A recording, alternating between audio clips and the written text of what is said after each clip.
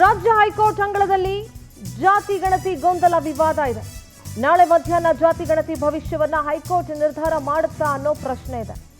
ಜಾತಿ ಗಣತಿಯನ್ನ ಪ್ರಶ್ನಿಸಿದ್ದ PIL ವಿಚಾರಣೆಯನ್ನ high court ನಡೆಸಿತು. CJ ವಿಭು ಬಕ್ರು ನ್ಯಾಯಮೂರ್ತಿ ಸಿಎಂ ಜೋಶಿ ಅವರಿದ್ದ ಪೀಠದಲ್ಲಿ ವಿಚಾರಣೆಯನ್ನ ನಡೆಸಲಾಯಿತು.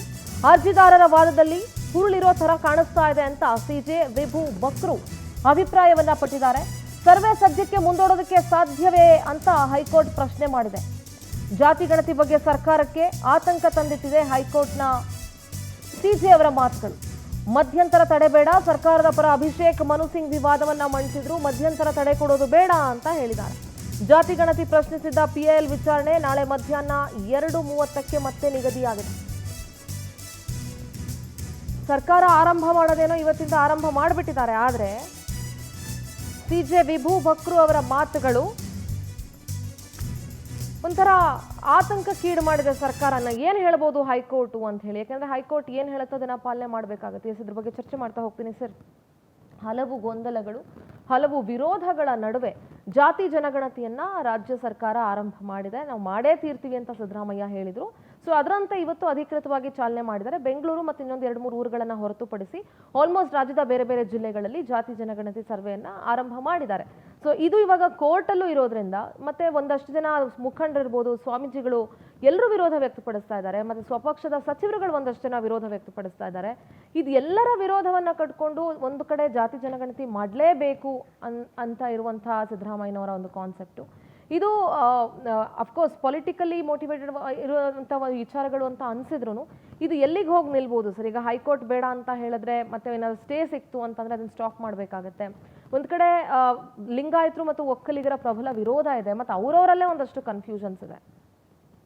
ಸಿದ್ದರಾಮಯ್ಯನವರು ಸ್ವಲ್ಪ ಒಂದು ರೀತಿಯ ಜನ ಅಲ್ಲಿ ಕರೀತಾರೆ, ಒಂಥರ ಸಿದ್ದರಾಮಯ್ಯನವರು ನೋಡೋದು ಒಂಥರ ಬಂಡತನ ಜಾಸ್ತಿ ಅಂತ ಹೇಳ್ತಾರೆ.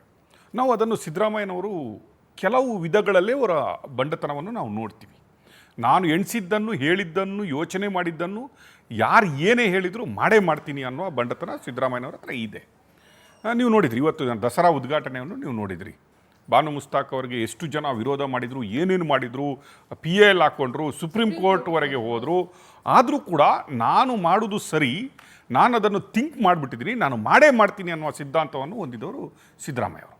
ಇದರಲ್ಲೂ ಕೂಡ ಅಷ್ಟೇ, ಜಾತಿ ಗಣತಿಯ ಬಗ್ಗೆ ಮಾತಾಡಿದಾಗ ನಾನೊಂದು ಸಿದ್ಧಾಂತ ಇಟ್ಕೊಂಡು ಬಂದಿದ್ದೀನಿ, ಅಥವಾ ರಾಜಕೀಯದಲ್ಲಿ ಇದು ನನ್ನ ಒಂದು ಗೋಲ್ ಇದೆ, ಆ ಗೋಲನ್ನು ನಾನು ಮುಟ್ಟಲೇಬೇಕು ಅನ್ನುವಾಗ ಸಿದ್ದರಾಮಯ್ಯನವರು ಆಲ್ಮೋಸ್ಟ್ ಯಾರನ್ನೂ ಕೇಳುವುದಿಲ್ಲ. ನೀವು ನೋಡ್ತೀರಿ ಅವರ ಸಚಿವ ಸಂಪುಟದಲ್ಲೇ ಇದಕ್ಕೆ ಅಪಸ್ವರ ಬಂದಿದೆ ಅನ್ನೋದು ನಮಗೆ ಗೊತ್ತಿದೆ. ಈ ಕನಕದಾಸರು ಹೇಳ್ತಾರೆ, ಕುಲ ಕುಲ ಕುಲವೆಂದು ಬಡಿದಾಡದಿರಿ ಕಂಡ್ಯ ಅಂತ. ಸಿದ್ದರಾಮಯ್ಯನವರು ಕನಕದಾಸರ ಫಾಲೋವರ್. ಆದರೂ ಕೂಡ ಈಗ ಜಾತಿಯನ್ನು ಯಾಕೆ ಎತ್ತಿದ್ದಾರೆ? ಸಾಮಾಜಿಕ ಮತ್ತು ಆರ್ಥಿಕ ಶೈಕ್ಷಣಿಕ ಗಣತಿಯ ಒಟ್ಟಿಗೆ ಅದರ ಒಳಗಡೆ ಒಂದು ಕಡೆ ಜಾತಿಯನ್ನು ಸೇರಿಸಿ ಏನು ಮಾಡಲಿಕ್ಕೆ ಹೊರಟಿದ್ದಾರೆ ಸಿದ್ದರಾಮಯ್ಯನವರ ಗೌರ್ಮೆಂಟ್ ಅಂತ ಹಲವರಲ್ಲಿ ಒಂದು ಪ್ರಶ್ನೆ ಇದೆ. ಕಾಂತರಾಜು ವರದಿಯನ್ನು ಆಯಿತು, 10 ವರ್ಷ ಆಯಿತು, ಅದು ಔಟ್ಡೇಟೆಡ್ ಆಯಿತು ಅಂತ ಹೇಳ್ಬಿಟ್ಟು ಈಗ ಏನಕ್ಕಾಗಿ ಬಂದಿದ್ದಾರೆ? ಅದರಲ್ಲಿ ಏನಕ್ಕೆ ಒಂದು 50ಕ್ಕಿಂತ ಹೆಚ್ಚು ಹೊಸ ಜಾತಿಗಳನ್ನು ಸೇರಿಸಿದ್ದಾರೆ? ಏನಕ್ಕೆ ಅದರಲ್ಲಿ ಒಕ್ಕಲಿಗ ಕ್ರಿಶ್ಚಿಯನ್ ಅಥವಾ ಮುಸ್ಲಿಂ ಒಕ್ಕಲಿಗ ಮುಸ್ಲಿಂ ಅನ್ನುವ ಲಿಂಗಾಯತ ಯಾಕೆ ಸೇರಿಸಿದ್ದಾರೆ? ಇದರ ಇಂಟೆನ್ಷನ್ಗಳು ಏನು? ಇದು ಜಾತಿಯ ಒಂದು ಒಕ್ಕೂಟವನ್ನೇ ಛಿದ್ರ ಮಾಡುತ್ತಾ, ಆ ಒಗ್ಗಟ್ಟನ್ನೇ ಛಿದ್ರ ಮಾಡುತ್ತಾ ಅನ್ನುವ ಲೆವೆಲಲ್ಲಿ ಮಠಾಧೀಶರುಗಳು, ಸ್ವಾಮೀಜಿಗಳು, ರಾಜಕೀಯ ನಾಯಕರುಗಳು ಮೊದಲ ಬಾರಿಗೆ ಎಲ್ಲೋ ಜಾತಿಯವರು ಒಟ್ಟಾಗ್ತಾ ಇದ್ದಾರೆ ಅನ್ನುವ ಭಾವನೆಯೂ ಬಂದಿದೆ. ನೀವು ನೋಡ್ತೀರಿ ವೀರಶೈವ ಲಿಂಗಾಯತರದ್ದು ಒಂದು ಗುಂಪೇ ಸೇರಿಬಿಟ್ಟು ಸ್ವಾಮೀಜಿಗಳು, ರಾಜಕಾರಣಿಗಳು ಎಲ್ಲರೂ ಸೇರಿಬಿಟ್ಟು ಹೌದು ನಾವು ಲಿಂಗಾಯತರು ಒಟ್ಟಾಗಬೇಕು, ಅಲ್ಲಿಯವರೆಗೆ ಭೇದ ಪಂಥಗಳಿದ್ದಂತಹ ಲಿಂಗಾಯತರು ಈಗ ನಾವು ಒಟ್ಟಾಗಬೇಕು, ಇಲ್ಲ ಅಂದರೆ ನಮಗೆ ಉಳಿಗಾಲ ಇಲ್ಲ ಅಂದರೆ ನಮಗೆ ಸಿಗುವಂತಹ ನಾವು ಹೈಯೆಸ್ಟ್ ಇಲ್ಲ ನಂಬರ್ಸ್, ನಮ್ಮ ಪರ್ಸೆಂಟೇಜ್ ತೋರಿಸಿಲ್ಲ ಅಂದರೆ ನಮಗೆ ಸಿಗುವಂತಹ ಫೆಸಿಲಿಟಿಗಳು, ನಮಗೆ ಸಿಗುವಂತಹ ರಿಸರ್ವೇಷನ್ಗಳು, ರಾಜಕೀಯವಾಗಿ ರಿಸರ್ವೇಷನ್ಗಳು ಅದೆಲ್ಲ ಸಿಗಲ್ಲ. ಆಗ ನಮ್ಮ ಜಾತಿಗೆ ಅನ್ಯಾಯ ಆಗುತ್ತೆ ಅಂತ ಕೇಳಿದ್ರೆ, ಇತ್ತ ಕಡೆ ನೀವು ನೋಡಿದರೆ ವೆರಿ ಸಿಂಪಲ್, ಒಕ್ಕಲಿಗರಲ್ಲಿ ಯಾರು ಈಗ ಲೀಡರ್ ಆಗಬೇಕಂತ ಇದ್ದವರು ಯಾರು?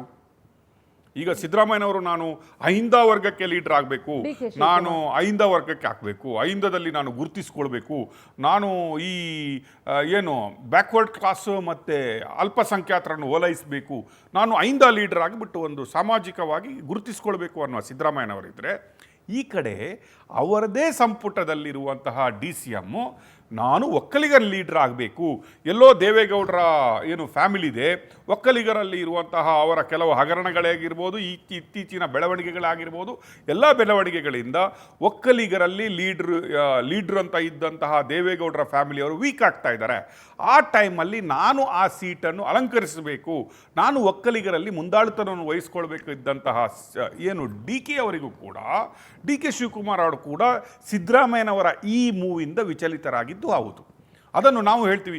ಅದನ್ನು ಸಂಪುಟದಲ್ಲಿ ಮೊದಲು ಅಪೋಸ್ ಮಾಡಿದ್ದು ಮಾತ್ರ ಅಲ್ಲ, ಮೊನ್ನೆ ಆದಿಚುಂಚನಗಿರಿ ಮಠದ ನಿರ್ಮಲಾನಂದ ಸ್ವಾಮೀಜಿ ಮತ್ತು ಅವರ ಎಲ್ಲರೂ ಸೇರ್ಕೊಂಡ್ಬಿಟ್ಟು ಮಾಡಿದಂತಹ ಆ ಸಭೆ ಇದೆ ಅಲ್ಲ, ನಮ್ಮಲ್ಲಿ ಕೂಡ ಒಕ್ಕಲಿಗರು ಪಂಥಗಳಿರಬಾರ್ದು, ನಮ್ಮಲ್ಲಿ ಒಗ್ಗಟ್ಟಾಗಿ ಒಕ್ಕಲಿಗ ಅಂತ ಮೊದಲು ಬರಿಬೇಕು, ಮತ್ತೆ ಉಪಜಾತಿಯನ್ನು ಸೇರಿಸಬೇಕು ಅನ್ನುವ ಏನು ಫರ್ಮಾನು ಹೊರಡಿಸಿದ್ರಲ್ಲ, ಅದರಲ್ಲಿ ನೀವು ನೋಡಿದರೆ ಎಲ್ಲ ರಾಜಕೀಯ ಲೀಡರ್ಗಳು ಮತ್ತು ಸ್ವಾಮೀಜಿಗಳು ಏನಕ್ಕೆ ಒಟ್ಟಾಗ್ತಾ ಇದ್ದಾರೆ ಅಂತ ಹೇಳಿದ್ರೆ ನೀವು ಹೇಳ್ಬೋದು. ಒಂದನೇದಾಗಿ ಇಲ್ಲಿ